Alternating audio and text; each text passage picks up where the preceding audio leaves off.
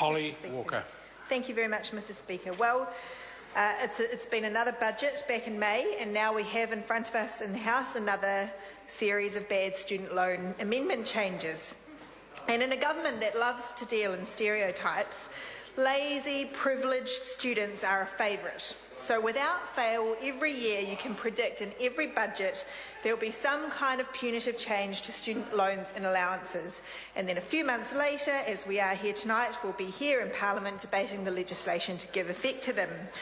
And this time it's the lazy, loan defaulting overseas borrowers who, of course, in fact, aren't actually students at all, but graduates, and who are unlikely enough as it is to ever come home to New Zealand to contribute to our economy and society without slapping them with the measures in this bill. Mr. Speaker, the fact of the matter is that those stereotypes that the government loves to peddle in are hardly ever accurate. And later in my contribution, I will give you a real-life example of the type of people likely to be impacted by these changes. But first of all, let's have a look at what the bill actually does. Now, as we've heard from previous speakers, the headline provision of this bill is that it allows IRD to request an arrest warrant for student loan borrowers who, quote-unquote, persistently default on their student loan repayments. Now, the first thing I'd point out here is that this is hardly a proportionate policy response to the amount of debt that overseas borrowers owe in default. Now, Mr. Speaker, at the time of the budget, we saw some great headlines from the government about how overseas borrowers owed $427 million of debt in default, which sounds like a lot. But when you put it in context of the $13 billion of total student debt, it's a drop in the bucket, Mr. Speaker. It's in fact 3.2% of the total student debt. So it's not a proportionate response from the government to target that 3.2% of total student debt with measures like that proposed in the bill. And it makes it a criminal offence for overseas borrowers to knowingly fail or refuse to make efforts to pay. And they have to make it a criminal offence because you need to be committing some kind of criminal offence in order to be able to grant an arrest warrant. Now, let's just think about this for a minute. Having lived and studied overseas for a number of years, I can confirm that it's very easy to get behind on your student loan repayments while you're overseas, notwithstanding some recent changes that have made it slightly easier. It's still difficult. Information is hard to come by. It's complicated to make voluntary repayments. Communicating with StudyLink from overseas is difficult. Negotiating a repayment holiday or an interest exemption is unnecessarily complicated, as I found when I tried to convince NZQA that my master's degree from the University of Oxford was equivalent with a level 7 qualification in New Zealand, which apparently they didn't believe. So many New Zealanders living or studying overseas simply give up and they resolve to deal with the problem when they get back to New Zealand. Now, is that the right thing to do? Probably not. But it is the reality that when it is that complicated and difficult, it's not surprising that that's the attitude that many graduates take. And what this bill does is make it much more difficult for people who do this to come home and sort it out, because it whacks them with a massive disincentive to ever come home, because they will now face potential arrest and criminal conviction. And it's madness, Mr. Speaker, I would contend, for New Zealand to be introducing laws and policies that make it less likely for our tertiary graduates living overseas to come home, when in fact we have record numbers of New Zealanders leaving every year and not coming back.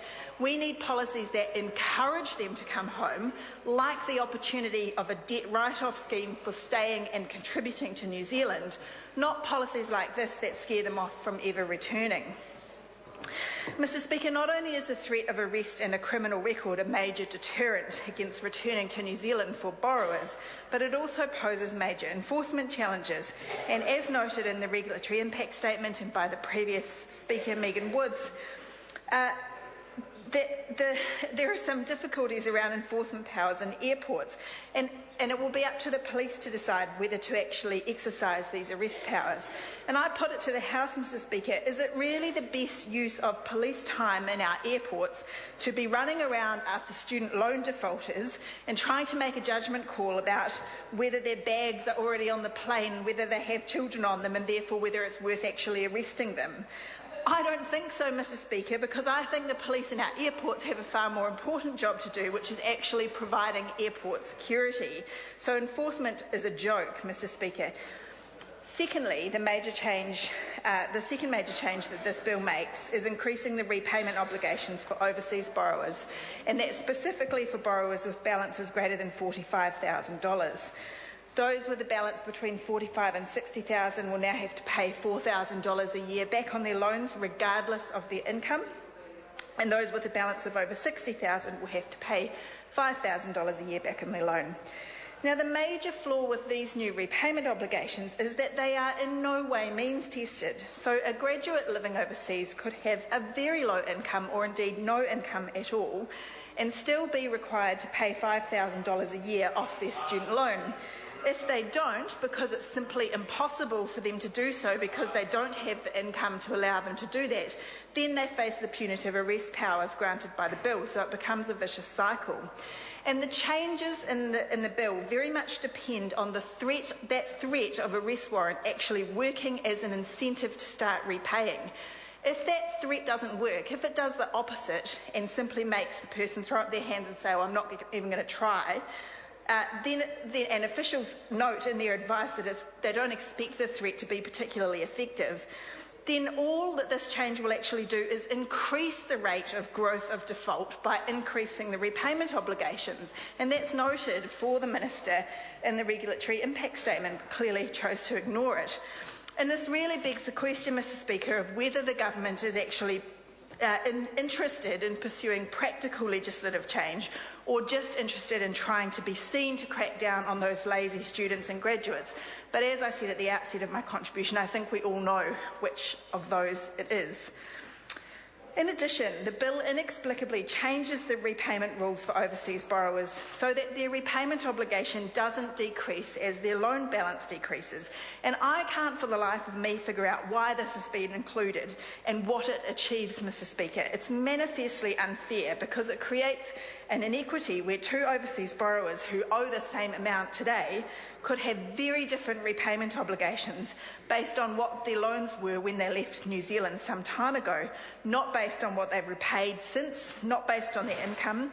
And again, this puts in place another disincentive to them to actually meet their repayment obligations, since there's no reward for them in doing so in the form of a decreasing obligation. And I can't see what that achieves in the government's view to include that in this bill.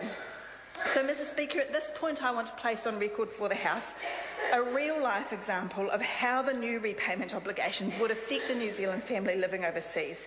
And this family wrote to us at the time that the changes were announced in Budget 2013 in May, and this is their situation. The husband has a postdoctoral fellowship in the United States worth $41,000. The wife is currently being examined for her PhD, but she's otherwise unemployed. They have a toddler and a second baby on the way.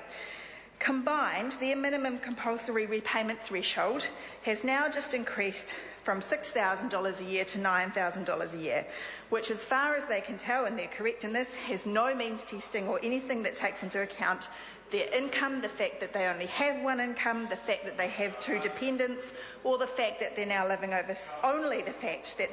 overseas. And at the current exchange rate for where they live, that roughly calculates to 18.6% of their household income. Now, they chose to leave New Zealand to do a postdoctoral job because that is how that father can establish his international career, but they have a strong intention of returning to New Zealand and fully intend to pay off their loans. Indeed, they are currently fully compliant with their loan repayment obligations. But they can't do it in a way that will stretch them so financially when they have children so young. Now, are these lazy, privileged, obligation-dodging students the stereotype that the government likes to peddle in? No, they're not. They're hard-working New Zealanders. John Hayes says yes. Well, Yeah, good on you, Mr Hayes. I'll let them know you said that. They're actually hard-working New Zealanders who are building their careers overseas and starting their family and currently fully compliant with all of their obligations. And what on earth is achieved by sucking nearly 20% of their income onto their student loan repayments back home at a time when they only have one income and two small children is beyond me. Perhaps John Hayes would like to take a call and elaborate on that, Mr Speaker. So this is a dangerous and unnecessarily punitive policy which is based on the government wanting to be seen to do something on a populist problem and not based at all in facts or real-life evidence. Well done, Holly. Honourable Kate Wilkinson. Thank you, Mr Speaker, and it's a pleasure for me to stand and take a call.